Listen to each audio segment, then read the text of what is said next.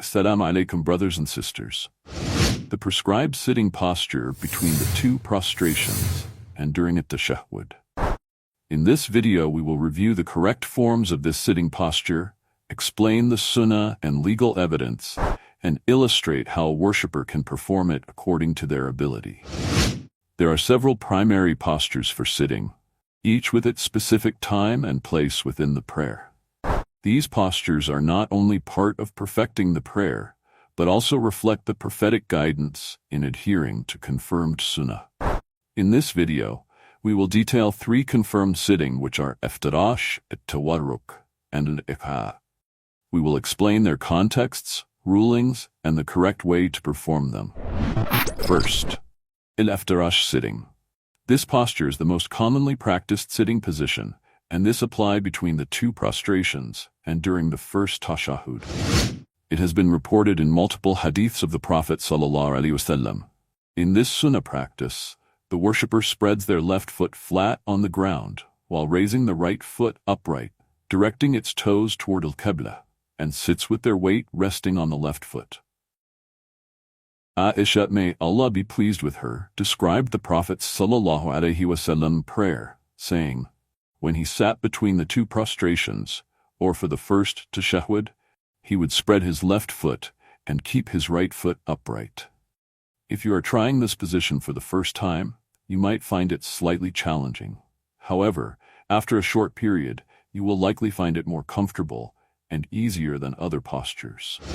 It is important to remember, dear brothers and sisters, that sitting between the two prostrations is one of the pillars of prayer. During this sitting, it is recommended for the worshipper to supplicate with what has been mentioned in the prophetic tradition, such as saying, Rabbi ighfir li, Rabbi ighfir li. Second posture, the tawarruk sitting. Tawarruk is a specific sitting posture performed during the final tashahhud in prayers that include more than one tashahhud. It is also considered one of the confirmed sunnah of the Prophet. In this posture, the worshipper positions their left leg under their right shin, extending it beneath his body.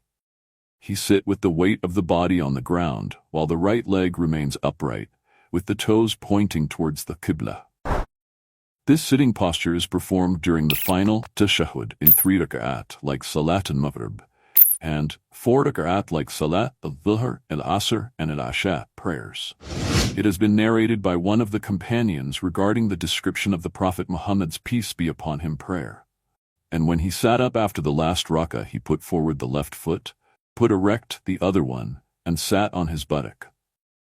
One of the benefits of this sitting posture is that it distinguishes between the first and final tashahhud, adding an extra level of humility and reverence to the prayer.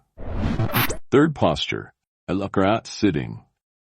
It has been narrated from Ibn Abbas, may Allah be pleased with him, that this sitting position is part of the sunnah. It involves sitting on the heels, either laid flat or upright. This sitting posture is performed between the two prostrations by placing the feet upright and sitting on the heels, with the toes pointed towards the Qibla and the back kept straight. However, the better and more recommended position is the sitting of iftirash, which has been mentioned in many authentic hadiths. As we previously explained in the first posture, this is considered the superior method.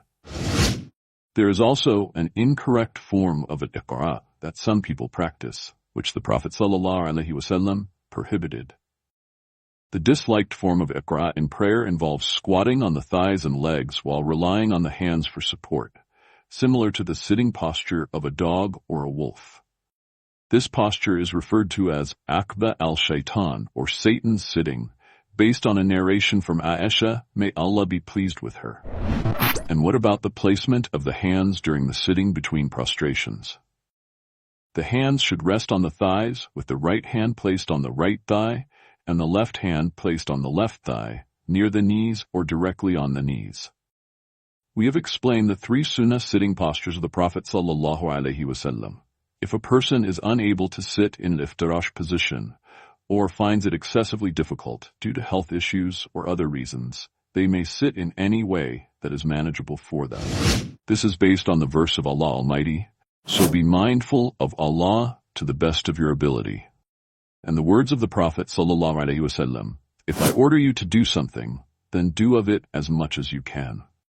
Similarly, the Prophet advised one of the companions, pray standing. If you cannot, then pray sitting. If you cannot, then pray lying on your side.